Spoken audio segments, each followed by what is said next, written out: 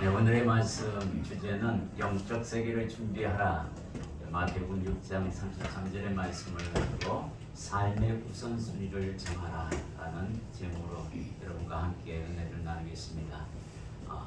말씀을 먼저 우리 함께 공독하도록 하겠습니다. 마태복음 6장 33절 함께 있습니다. 그러나 너희는 먼저 그의 나라와 그의 의를 구하라. 그리하면 이 모든 것을 너희에게 더하시리라. 오늘 주님께서 우리에게 분명하게 말씀하십니다. 그런즉 너희는 먼저 그의 나라와 그의 의를 구하라. 이렇게 명령하셨습니다. 이 명령을 우리는 반드시 따라야 합니다. 자, 그러면 우리가 먼저 그의 나라와 의가 무엇인지를 알아야 구하지 않을 거예요. 그죠? 자, 먼저 그의 나라와 의가 무엇이냐 하면 여기서 그의 하나님의 나라와 의는 곧 복음을 의미합니다. 즉 복음의 주체는 누구죠? 예수 그리스도입니다. 본질도 예수 그리스도세요. 그러니까 우리는 누구를 먼저 구해야 된다? 예수 그리스도를 먼저 구하라 라고 이야기합니다. 이 말씀은 모든 삶 속에서 내가 먼저 구해야 할 것은 예수님이시다 라는 겁니다. 예수님을 통해서 우리가 하나님의 나라 천국을 소유할 수 있고 또 우리가 죽어서 그 나라에 입성하게 됩니다. 이 땅에서는 물론 하나님의 나라와 또 하나님의 뜻을 이루어가는 그런 목적과 목표가 있지만 천국에 죽어서 들어가서 이 육신을 다 벗고 들어갈 때는 이제 그것을 다 완성한 그 나라에 입성하게 된다는 의미입니다. 그러면 하나님의 나라와 즉 복음 그리고 예수 그리스도 주님께서 부활하신 이 부활하는 목표가 뭐냐 하면 곧 하나님의 말씀이 무슨 뜻이고 무엇을 의미하는지 너희가 분명히 알고 이 땅에서 행하라라는 겁니다. 그리고 그것에다 가장 먼저 우선순위를 두라. 그러면 이 땅에서 필요한 그 모든 것들을 너에게 더해 주리라라는 약속입니다. 그런데 우리는 이 약속을 잘 믿지 않습니다. 잘 안 믿는 게 문제예요. 정말 모든 걸 주실까? 이게 확신이 안 쓰니까 앞에 거를 이루기가 살짝 뒤로 가게 됩니다. 두려운 마음이 돼요. 그래서 내가 먼저 이루려고 노력합니다. 그러다 보니까 순수가 늘 바뀌게 되면 항상 문제가 생긴다라는 거예요. 하나님의 나라와 의를 먼저 구하는 방법에는 여러 가지가 있습니다만은 그 중심에 가장 기본이 되는 건 누구다 하면 바로 나입니다. 내가 하나님의 나라를 구하는 데 있어서 원체가 되고 주체가 되는 예수 그리스도를 따르는 그 장본이 내가 먼저 되어야 한다라는 겁니다. 내가 초석이 되어 줘야 나머지가 바뀐다는 거예요. 내가 안 바뀌면 아무것도 일어나지 않습니다. 변화되지 않아요. 여러분들 가까이 계시는 우리 함께 몸을 섞고 사는 아내나 남편은 변화시키려면 누가 먼저 변화돼야 돼요? 내가 먼저 변화돼야 돼요. 근데 우리는 네가 먼저 변화되세요. 그러면 그 다음에 내가 다 할게요 라는 겁니다. 이러다 보니까 변화는 일어나지 않아요. 내가 바뀌었을 때 남이 바뀝니다. 근데 그게 시간이 참 많이 걸립니다. 서로가 많이 걸려요. 그러니까 내가 하루빨리 바뀌는 것이 중요하죠. 내가 바뀌면 가정이 바뀌고 가정이 바뀌면 이웃이 바뀝니다. 이웃이 바뀌면 나라가 바뀌고 나라가 바뀌면 세계가 바뀌게 되어 있다는 거예요. 그러니까 내가 바뀌려고 노력해야 합니다. 그래서 주님은 너부터 바꾸라 이렇게 우리에게 부탁하고 있습니다. 그 다음이 바로 교회입니다. 하나님의 나라와 의를 이루어가는 데 있어서 두 번째로 중요한 것이 바로 교회예요.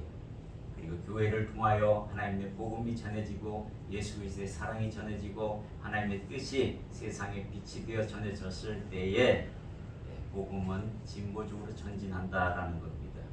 그 교회가 바로 섰을 때에 그 다음이 선교가 일어나는 겁니다. 교회와 내가 바로 서지 않는데 선교는 일어나지 않습니다. 그거는 진짜 어불성설이에요. 말도 안 되는 일입니다. 오히려 하나님의 영광을 가리는 일들이 비일비재하게 일어나서 하나님을 멀리하는 오히려 우리가 하나님의 적이 되어버리는 일이 생기는 것을 우리가 가끔 봅니다. 예수 믿는 자가 왜 저 모양이야? 이러면 그 사람은 문제 있는 사람이고 그 사람 보고 예수 믿는다고 말할 수가 없는 거죠. 그래서 먼저 그의 나라와 의를 구하라는 이 말씀이 얼마나 중요하고 또 우리의 삶을 어떻게 요구하고 있는지 분명히 알려줍니다. 우리에게 있어서 삶의 제일 수 있는 어디에 있습니까? 여러분도 한번 이 예를 보고 한번 생각해 보십시오. 돈으로 값지라는 세상입니다. 돈만 있으면 다 돼요. 그렇게 생각하는 사람들이 너무 많습니다. 이 돈 때문에 사람도 죽입니다. 아주 죄의식이 전혀 없이 갑질에 드는 세상. 뉴스에 보면 흔히들 볼 수 있습니다.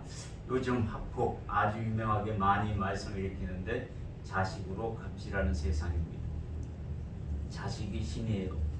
내 자식이 최고입니다. 학교도 내 자식 중심으로 움직이라고 명령합니다.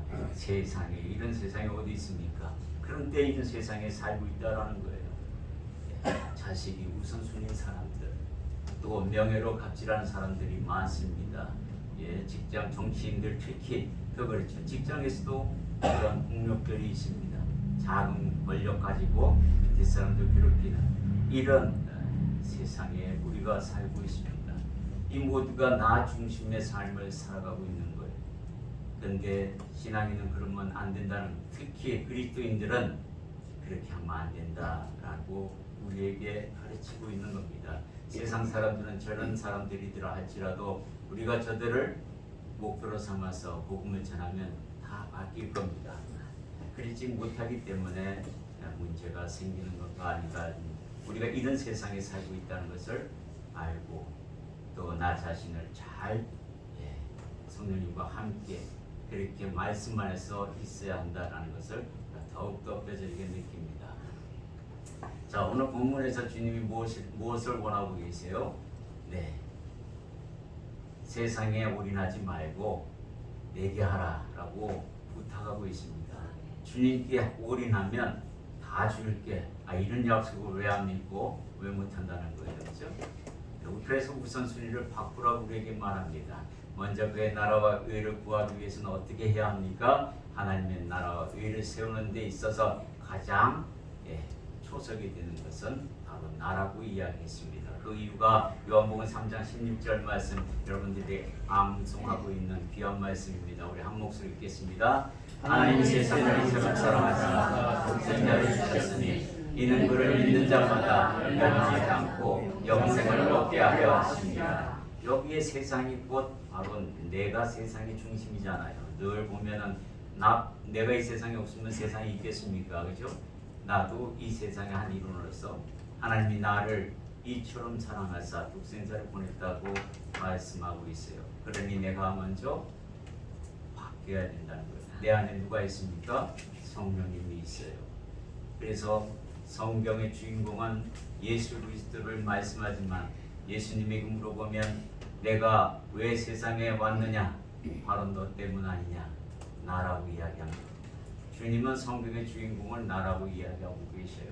내가 너를 죽도록 사랑하기 때문에 내가 내 생명을 던져서라도 너를 구원하기 위해 왔노라. 그러니 여러분 한 사람 한 사람이 성경의 주인공입니다. 어디에서 주인공이 되겠어요, 여러분들? 우리 다 드라마를 한 편 찍는다면 다 아마 여기서 몇 사람만 주인공으로 선택되고 나머지 다 엑스트라 주연입니다. 그죠? 그런데 성경은 내가 주인공이라고, 여러분 한 사람 한 사람이 주인공이라고 분명히 말씀하고 있는 겁니다. 그래서 우리는 성경의 주인공답게 살아가야 된다, 이 말씀을 하고 있어요. 그래서 네가 먼저 예수를 닮아가거라 라고 선포하고 계시는 겁니다. 하나님의 나라와 먼저 구하라는 이 얘기는 네가 예수를 닮아가기를 원하노라 라는 말씀과 함께 간다는 거예요. 너는 누구냐? 라고 묻습니다. 누가 묻냐면 이 질문 바리새인들이 세례 요한을 두고 말합니다. 너는 누구냐? 라고 말해요. 세례 요한은 자기의 정체성을 분명히 드러냅니다. 나는 이사야 선지자가 선포한 광야에서 소리지는 자다 라고 분명히 정체성을 밝히게 됩니다. 여러분들에게 주님께서 혹은 세례 요한이 여러분에게 너는 누구냐라고 물었을 때 여러분 대답은 뭐라고 대답하시겠어요? 나는 예수 그리스도께서 택하신 백성이다 라고 진정성 있게 대답하셔야 합니다. 그래야 돼요. 그래야 주님이 슬퍼하지 않습니다. 이 질문에 여러분 그런 대답이 나오기를 소망합니다. 우리들은 이 땅에서 신분들이 다 있습니다. 그죠? 아이덴티티가 다 있어요. 여기 우리 청년도 있습니다. 학생입니다. 저는 주부입니다. 저는 직장인입니다. 전 사업가입니다. 이 사람들의 우선순위는 다 뭡니까? 학생은 공부해야 합니다. 주부는 가정일을 돌봐야 합니다. 직장은 직장 일을 돌봐야 그게 가장 우선순위예요. 사업가는 사업을 해야지 우선순위에 그게 1순위가 되어야 되는 게 맞습니다. 그렇죠?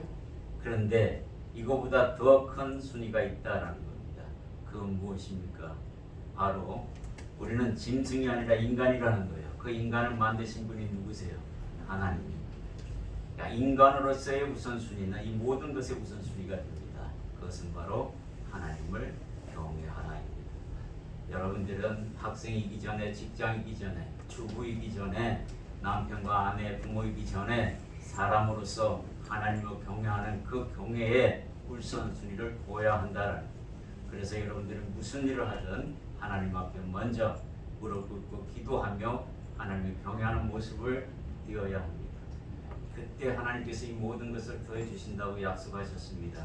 그랬을 때 공부할 때 능력이 일어나고 직장에서 일할 때 더 크게 효과를 이루고 또 그렇게 성과를 거두게 되는 거예요. 이건 믿는 자의 것입니다.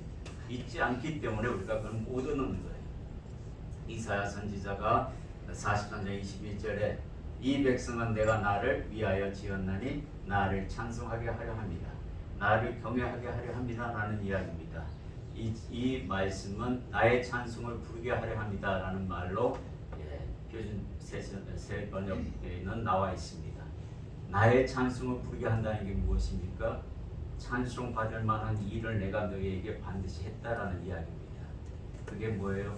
바로 예수님께서 이 땅에 오셔서 당신의 사랑을 다 실천해 보였고 내가 너를 구원하기 위해 어떤 사랑을 베풀었는지 어떤 긍휼함이 베풀어졌는지 어떤 인내가 네게 적용되었는지 보라라는 겁니다. 그걸 보고 찾게 되면 하나님을 찬양 안 할 수가 없는 겁니다. 할 수밖에 없어요. 그게 바로 사랑의 순위를 바꾸라 이 얘기를 우리에게 말합니다. 사랑의 순위를 먼저 세우는 것이 중요합니다. 자식이 아니라 돈이 아니라 명예가 아니라 세상 쾌락이 아니라 하나님을 우선순위 두라라고 성경은 우리에게 말씀하고 있습니다. 마태복음 10장 37절의 말씀 우리 한 목소리 있습니다. 아버지나 어머니를 나보다 더 사랑하는 자는 내게 합당하지 아니하고 아들이나 딸을 나보다 더 사랑하는 자도 내게 합당하지 아니하니. 여기 뭐라고 나와 있어요? 깜짝 놀랍니다. 세상에 아버지와 어머니를 공경하라 해놓으시고 사랑하지 말라는 건가? 이렇게 오해할 수도 있습니다. 아니요. 순서를 이야기합니다. 하나님 사랑을 먼저 하고 그러면 그 부모에 대한 사랑은 자동으로 이루어지게 되어 있어요. 왜냐하면 바른 교회는 바른 하나님을 섬기면 부모를 바르게 섬길 수밖에 없어요. 왜냐하면 그분의 가르침이 바르기 때문에 그렇습니다. 자식도 마찬가지입니다. 무엇보다도 하나님보다 우선하는 것은 이 세상에 아무것도 없다고 분명히 말합니다. 그리고는 주님께서 마태복음 22장 37절에 이와 같이 말씀합니다. 예수께서 이르시되 내 마음을 다하고 목숨을 다하고 뜻을 다하여 주 너의 하나님을 사랑하라 하셨으니 이것을 이루라는 겁니다. 하나님이 나를 만드셨고 여러분들이 지금 방금 읽었던 아버지를 만드셨고 어머니를 만드셨고 내 자식을 이 땅에 보내주었고 내 아내 사랑하는 아내를 이 땅에 보내준 사람이 아니 그 신이 하나님이시다라는 그 모든 사람들을 케어하시고 이끄시는 분이 하나님이시니 당연히 하나님을 먼저 경외하는 것이 맞다. 그래서 네 마음에 하나님 사랑하기를 먼저 두라라고 우리에게 당부하고 있습니다.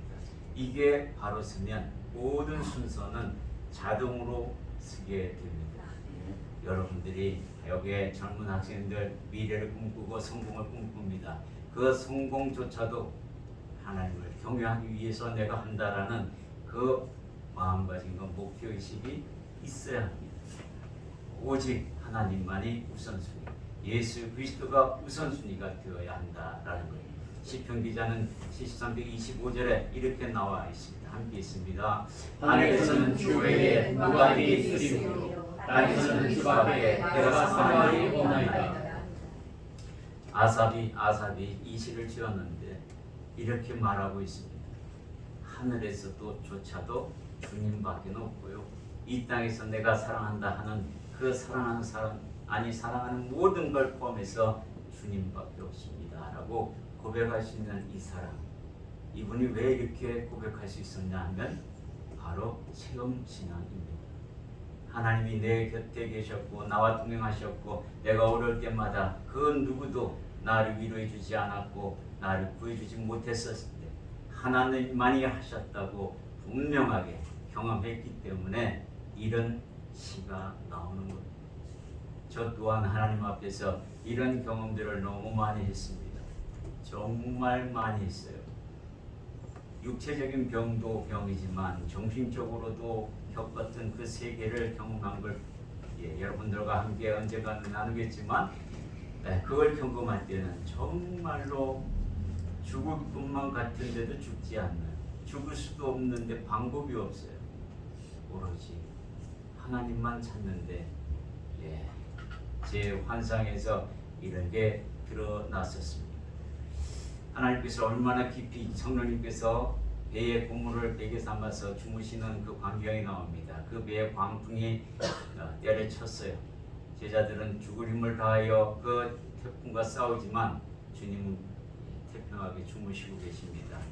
끝끝내 자신의 힘으로 안 되자 예수님을 깨웁니다. 잠에서 깨우자마자 주님께서는 광풍을 잠재우시고 제자들에게 믿음 없음을 탓하십니다. 저도 또한 그와 같은 모습이 환상 속에서 내 이 밑에서요, 이 밑에서 주님께서 올라오시는데 마치 늪에 빠져서 사람이 이렇게 숨을 쉬려고 머리를 쳐드는 것처럼 온갖 더러운 것들이 이렇게 묻으면서 나오시는 모습을 제가 보게 되었습니다. 성령님이 드디어 나를 위하여 계시는구나. 이 말은 무슨 말이에요? 주님과 동행했다 하면서도 주님은 내 안에서 깊은 곳에서 주무셨다라는 이야기입니다. 내가 잠재우게 했고 내가 주무시게 했다라는 게, 그 환경을 내가 만들어 버렸다라는 것을 깨달았을 때에 주님 앞에서 눈물로 회개하면서 그래서 일어나게 됩니다. 하나님이 나와 함께 계신다는 것을 깨달았을 때 비로소 받게 되었어요. 그때서야 내가 하나님의 사람으로서 온전히 바뀌어가고 말씀이 상호하게 되고 또 말씀이 깨달아지게 되고 그렇게 해서 새 옷을 입고 또 새 사람으로 거듭나는 과정들을 겪어 나가게 됩니다. 하루아침에 확 바뀌면 너무 좋은데 그게 아니에요. 거의 한 10여 년 동안 꾸준하게 훈련받으면서 변화되는 모습을 내 스스로 보고 하나님께 감사했습니다. 두 번째는 내게 부여된 십자가를 지자라는 겁니다. 내게 부여된 십자가. 주님께서는 마태복음 10장 38절에 또 자기 십자가를 지고 나를 따르지 않는 자도 내게 합당하지 아니하리라. 자기 십자가를 져야 한다라는 겁니다. 여러분에게 다 주어졌어요. 다 주어진 십자가입니다. 누구에게는 주어지고 누구에게는 안 주어지고 이런 십자가가 아니라 여러분 모두에게, 예수를 믿는 모든 자에게, 구원받은 모든 백성들에게 공이 주어진 십자가입니다. 그래서 마태복음 1장 38절의 말씀 우리 함께 읽습니다. 이르시되 우리가 가는 가까운 마을로 가자. 거기서도 전하리니 내가 이를 위하여 왔노라 하시고. 주님께서 이 땅에 왜 왔다고 그랬어요? 복음을 전하러 오셨다고 우리에게 분명히 이야기하셨어요. 우리가 예수님을 믿습니다. 우리가 예수님을 닮아가려고 노력합니다. 그렇기 때문에 그분이 하시는 일을 나도 해야 합니다. 주님께서 전도하러 오셨다라고 분명한 목적을 말씀하셨으면 우리도 그분의 목적은 내 목적으로 삼아야 되고 그것을 내가 십자가로 져야 하는 겁니다. 싫어도 져야 하는 거고 마땅히 지고 가야 할 십자가입니다. 이것은요 여러분에게 붙여주신 가정에서부터 하면 됩니다. 늘 제가 말씀하죠.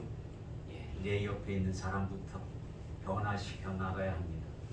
하나님 말씀을 가끔이라도 서로 나눌 수 있게 하시고 주일날에 은혜 받은 거 서로 나누게 하시고 그래서 하나님께서 우리에게 하신 말씀이 있는데 하나님 사랑하래. 하나님 사랑하라는데 당신 사랑해? 하고 물어봐야 합니다. 그러면 잘 모르겠다고 이야기하면 가르쳐 줘야 해요. 잘 안 들어도 이야기하면서 서로 나누면 한 번 들을 때와 두 번 들을 때와 세 번 들을 때가 다릅니다. 자꾸 이야기해 주면 같이 믿음이 성장되는 것을 보게 됩니다. 그러다 보면 언젠가 주님 말씀대로 뭐라고 하죠? 먼저 된 자보다 나중 된 자가 먼저 되는 그런 일을 경험하게 되리라. 내 남편이 나보다 더 큰 믿음이 되었다고 자랑하는 여러분들이 되기를 소망합니다. 아멘. 내 아내가 나보다 더 큰 믿음의 소유자라고 자랑하는 남편이 되기를 소망합니다. 아멘. 아멘. 모든 초점을 하나님의 영광을 위하여 하라라는 겁니다. 우리는 예배자로 모였어요. 그죠? 하나님의 말씀을 강론하고 들으며 나의 부족한 것을 그곳에 비추며 나아가고자 모였습니다. 그러면 그 일을 해야 합니다. 예수님의 말씀을 믿는 자가 하나님의 영광을 본다라는 것을 우리에게 말씀하고 있습니다. 요한복음 11장 40절 말씀을 함께 있습니다. 예수께서 이르시되 내 말이 내가 믿으면 하나님의 영광을 보리라 하지 아니하시니 하나님 예수님의 말씀 믿고 하나님의 영광과 연결되어 있다는 거예요.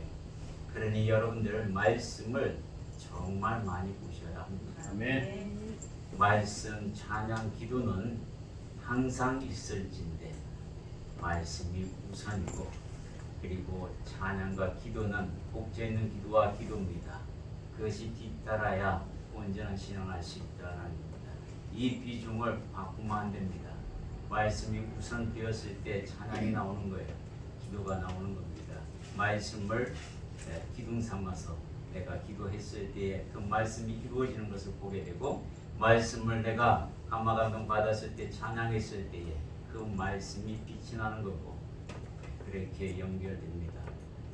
말씀을 귀히 여기시고 여러분 마음에 두셔야 합니다. 아멘. 두 번째는 기도의 응답으로 하나님의 영광을 경험하게 됩니다. 여러분들 하나님의 영광 경험하고 싶지 않으세요? 기도하면 됩니다. 데살로니가전서 5장 17에서 18절에 보면 쉬지 말고 기도하라. 범사에 감사하라. 이것이 그리스도 예수 안에서 너희에게 향하신 하나님의 뜻이라고 분명히 우리에게 선포합니다. 쉬지 말고 기도하랍니다. 이건 무슨 말씀이에요? 내가 쉬지 말고 기도하면 난 언제 일합니까? 이렇게 무식한 질문을 하면 안 됩니다. 그거는 질문이 아니에요. 반항이지. 네? 쉬지 말고 기도하라는 말은 무슨 말이에요? 하나님을 마음에 두고 늘 생각하라는 얘기입니다. 아멘. 여러분들 연인 사랑해서 결혼하신 분도 있고 여기 또 총각들은 이제 연애 주기도 하고 학생들은 이제 미래 상들이 있을진데 연인들 사랑해 봐서 알잖아요. 항상 그 여자가 그 남자가 내 안에 있잖아요. 그죠? 보고 싶을 때 있고 그럼 전화하고 문자하고 이런 것을 하나님께 하라는 겁니다. 쉬워요. 그러면 된다라고 가르치고 있습니다. 시편 138편 3절의 말씀 함께 있습니다. 내가 간구하는 날에 주께서 응답하시고 내 영혼에 힘을 주시고 나를 강하게 하셨나이다. 내 간구 소리 들으시고 항상 응답하셔서 나를 강하게 함으로 말미암아 옆에 사람들이 보고 와 예수 믿는 사람은 다르구나. 저렇게 다르게 삶을 살 수 있을까? 누구에게 영광이 가는 거예요? 나를 통해서 하나님의 영광이 드러나는 것. 이게 바로 기도의 힘이라는 거예요. 찬양의 힘이라는 겁니다. 네 번째는 기쁨을 잃어버리지 말라라고 선포합니다. 여러분들 기쁨을 잃어버리잖아요. 그러면 병이 찾아옵니다. 제일 무서운 병이 무슨 병이냐면 우울증과 공황장애가 찾아와요. 정신적인 문제가 일어나면 그 다음에는 육체적인 질병이 따라오게 됩니다. 아주 특수한 케이스예요. 그래서 기쁨을 상실하면 안 돼요. 여러분들이 혹여 짜증이 나고 막 우울하게 지시자면 기쁨을 회복하려고 기도하셔야 돼요. 그게 굉장히 중요한, 나를 컨트롤하는, 내 영을 컨트롤하고 내 마음을 컨트롤하는 가장 우선순위가 됩니다. 기쁨을 잃어버리지 말자. 이게 바로 길입니다. 다투지 않는 일이, 기쁜데 어떻게 다툴 수가 있겠어요? 즐거운데 어떻게 다툼이 납니까? 어떻게 짜증이 일어나겠어요?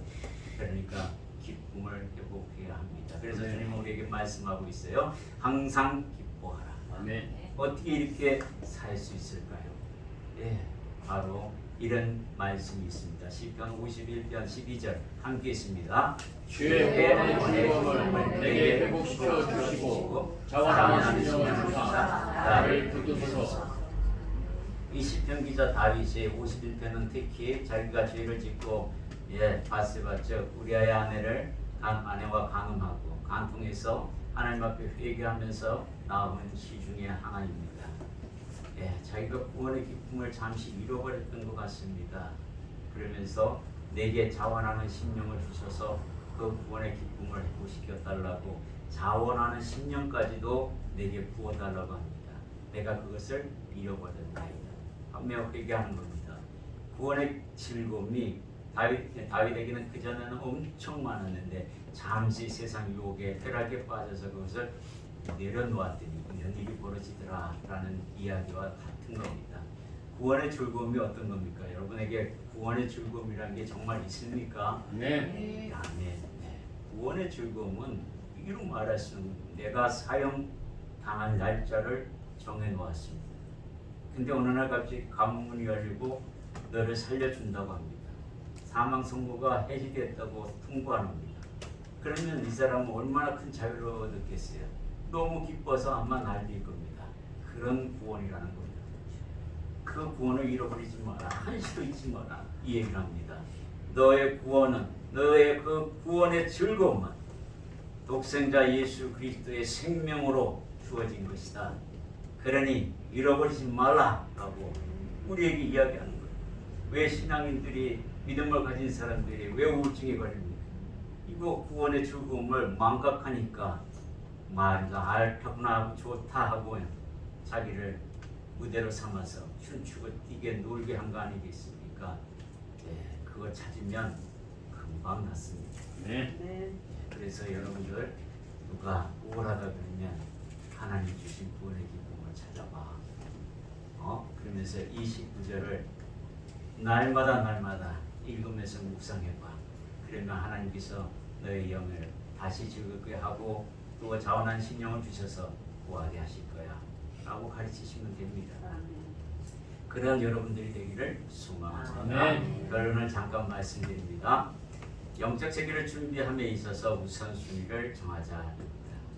첫 번째, 지금까지 말씀을 드린 대로 나는 누구인가 라는 정체성에 대한 답을 여러분 스스로가 찾으셔야 합니다.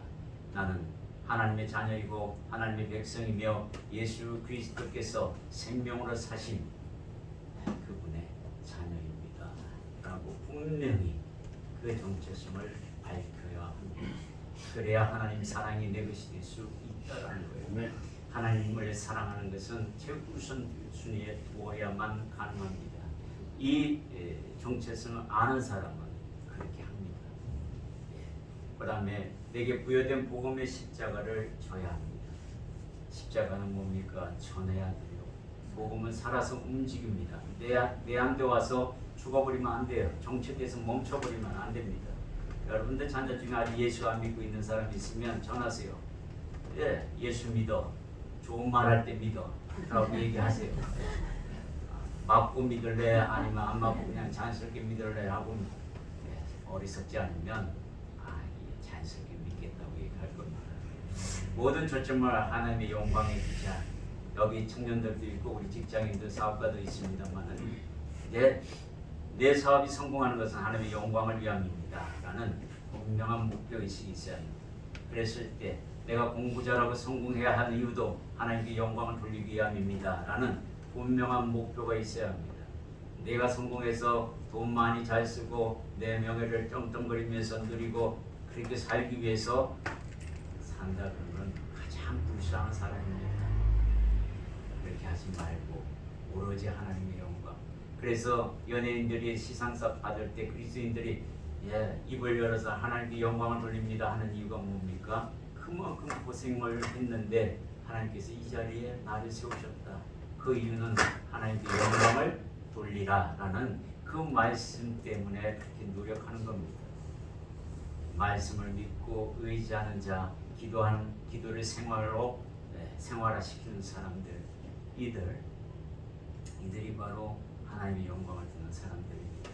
여러분들 마음에 늘 주님과 동행하는 삶이 돼서 쉬지 않고 기도하는 자로서 하나님께 인정받는 사람들이 되기를 소망합니다. 아멘. 구원의 삶의 기쁨을 잃어버리지 말자입니다. 기쁨을 잃어버리면 병이 찾아온다라는 것을 기억하시고 이 정신병은 정말 오래갑니다. 그래서 구원의 기쁨을 절대 잃어버리지 말고 놓치지 마셔야 해요. 그래야 됩니다. 우리 함께 결단 기도하도록 하겠습니다. 오늘 여러분들이 말씀을 들었습니다.